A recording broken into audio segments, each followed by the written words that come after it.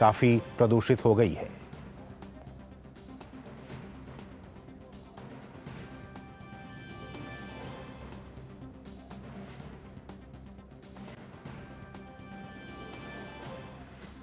Pollution का level बढ़ गया है, इंडेक्स लेवल दिल्ली में बढ़ रहा है। इसका रीज़न तो हम बोलेंगे कि कॉमन पब्लिक भी है, और जैसे अभी हमने न्यूज़ में भी देखा कि साइड में हरियाणा, इसमें राजस्थान में पराले जला रहे हैं, उसका इफेक्ट तो यहाँ पे दिल्ली में हो ही रहा है। फर्स्ट ऑफ ऑल तो ये जो व्हीकल यूज़ कर रहे हैं उसका मिनिमाइजेशन होना चाहिए, सो दैट जो इमर्शन CO2 इमर्शन जो कार से भी हो रहा है वो कम हो जाएगा। साइकिलिस्ट की बात अगर है या जनरल पब्लिक की बात है, अब घरों में पड़े पड़े भी पोल्यूशन तो होता ही है, हैं? क्योंकि ये पोल्यूशन तो वातावरण से है ना। ज़्यादा पोल्यूशन किससे है? इंडस्ट्री से है, मोटर इंडस्ट्री से है। जितना ज़्यादा ट्रैफिक चलेगा उतना पोल्यूशन होगा। ब्रीदिंग एक्सरसाइज पे ध्यान देना है। ब्रीदिंग एक्सरसाइज आप करते रहेंगे रेगुलर, कोई पोल्यूशन नहीं है, कोई कंजेशन नहीं है, एयर पैसेज क्लियर रहेंगे। पहले थोड़ा पोल्यूशन कम था, लेकिन कल दशहरा था, उसके बाद थोड़ा पोल्यूशन बढ़ गया है। मतलब सुबह फॉग ज़्यादा होने लग गया है, और थोड़ा बहुत मतलब महसूस होता है कि आंखों में जलन की लगता है सुबह राइड करते वक्त, तो थोड़ी सी दिक्कत है इस टाइम में भी। मुंबई में भी लोग काफी परेशान हैं। मुंबई में भी धूल ने वहां काफी परेशानी बढ़ा दी है। BMC ने मरीन ड्राइव में धुंध की परत दिखाई देने वाले इलाके पर एक डस्ट सप्रेशन व्हीकल तैनात की है। लगातार कंस्ट्रक्शन के कारण हो रहे प्रदूषण और धूल मिट्टी की वजह से बिगड़ती हवा को लेकर नगर निगम बेहद गंभीर है। हमारे सहयोगी नितेंद्र सिंह इस खबर पर लगातार बने हुए हैं। नितेंद्र, जैसा कि आम लोगों का भी ये कहना है कि बहुत दिक्कत हो रही है, सांस लेने में दिक्कत हो रही है, आंखों में जलन महसूस हो रही है। आप हेल्थ को कवर करते आ रहे हैं, ये समस्या है और हर साल इस समस्या से दिल्ली के निवासी दो चार होते हैं। कैसे इससे निपटा जाए?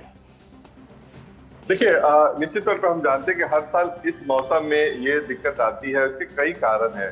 एक तो चूंकि ये लैंडलॉक एरिया है और हवा इस वक्त कम से कम चलता है, साथ ही साथ टेम्परेचर जो है वो डाउन होता है। जब टेम्परेचर डाउन होता है तो धुलकन हमारे आसपास ही रहता है, और पराली भी किसान जलाते हैं, जो पंजाब, हरियाणा और बाकी जो NCR के एरिया के जो किसान है। तो ये सब कुछ मिला करके एक पॉल्यूशन क्रिएट करता है, और सांस लेने में दिक्कत और तमाम बाकी जो परेशानियां होती हैं वो देखने को मिलता है। इसलिए जरूरी ये है कि जो सरकार अपने स्तर पे काम कर रही है वो तो कर ही रही है, क्योंकि ग्रे नोट 2 लग गया है दिल्ली में, और इसमें बहुत सारे प्रतिबंध होते हैं। खासतौर पे जो डीजल से चलने वाली जितनी भी चीज है उसको बंद किया जाता है, और जो स्पॉट की पहचान की जाती है कि पोल्यूशन सबसे ज्यादा कहाँ है, वहाँ पर पानी की छिड़काव और साफ सफाई का ख्याल रखा जाता है। साथ ही साथ गाड़ियों को कैसे, निजी वाहनों को कम किया जाए, सार्वजनिक वाहन को बढ़ाया जाए, जिसमें इलेक्ट्रिक व्हीकल हो या फिर लोग मेट्रो की सवारी करे। ये तमाम प्रयास सरकार की तरफ से किए जा रहे हैं, लेकिन जो जनता है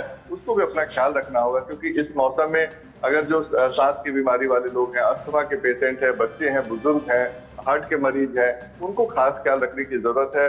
वो एक्सपोजर में ना आए। सुबह और शाम हम देखते हैं कि काफी धुंध और पॉल्यूशन रहता है, तो ऐसे में वॉक करने की जो डॉक्टर है सलाह नहीं देते हैं कि आप ऐसे में वॉक करें। तो अपना ख्याल बिल्कुल रखें, और जो डॉक्टर सलाह दे रहे हैं उसको निश्चित तौर पर मानें। नितेंद्र, क्या मास्क लगाना कोई सॉल्यूशन हो सकता है क्या? निश्चित तौर पे मास्क लगाना जरूरी है, क्योंकि डॉक्टर एडवाइस करते हैं कि पॉल्यूशन के समय में आप मास्क लगाएंगे तो बचे रहेंगे, और ये जरूरी है। एडवाइस भी किया जाता है डॉक्टरों की तरफ से कि जब भी आप बाहर जाएं निश्चित तौर पे मास्क। अच्छा नितिन, एक आखिरी सवाल कि अब तो लोग समझने भी लगे हैं कि PM 2.5 क्या होता है, PM 10 क्या होता है। सबसे ज्यादा खतरनाक कौन सा है और उससे कैसे निपटा जाए? देखिए, ये एक तकनीकी बात है।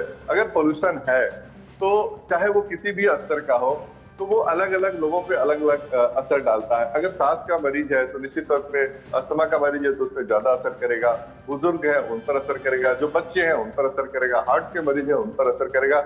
और ये देखा गया है कि पोल्यूशन में एक तरह से मेंटल की अगर बात करें, जैसे डिप्रेशन भी होता है, चिड़चिड़ापन होता है, नींद कम होना होता है। ये तमाम सिम्टम्स है, ये आपको हर व्यक्ति में, किसी न किसी व्यक्ति में देखने को मिलेगा, क्योंकि ये वायु प्रदूषण इस तरीके की है।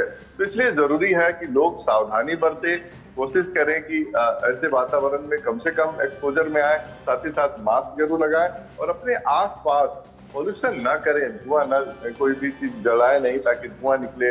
और बाकी जो सार्वजनिक परिवहन है उसका उपयोग करें। साथ ही साथ सरकार की तरफ से दिशा निर्देश दिए जा रहे हैं और डॉक्टर की तरफ से जो दिशा निर्देश दिए जा रहे हैं उसका पालन करें। चलिए, बहुत बहुत शुक्रिया नितेंद्र इन तमाम ताज़ा अपडेट्स को हम तक पहुंचाने के लिए। तो प्रदूषण का स्तर लगातार खराब श्रेणी में बना हुआ है दिल्ली एनसीआर में, तो आप अपनी सेहत का बहुत ज़्यादा ख्याल रखें। बढ़ेंगे आगे, बात करेंगे चक्रवात की। हमून चक्रवात दक्षिण पूर्व बांग्लादेश और निकटवर्ती मिजोरम पर जाकर कमजोर हो गया है।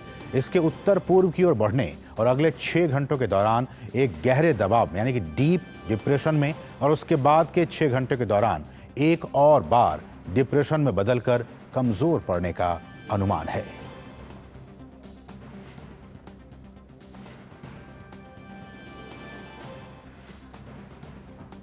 केंद्रीय मंत्री डॉक्टर जितेंद्र सिंह ने विशेष अभियान स्वच्छता 3.0 पर प्रेस वार्ता को संबोधित किया। उन्होंने कहा कि साफ सफाई को लेकर लोगों में जागरूकता बढ़ी है। केंद्रीय मंत्री ने कहा कि पीएम मोदी ने महिलाओं को सुविधा, स्वास्थ्य और सम्मान प्रदान किया है। सुविधा, स्वास्थ्य और सम्मान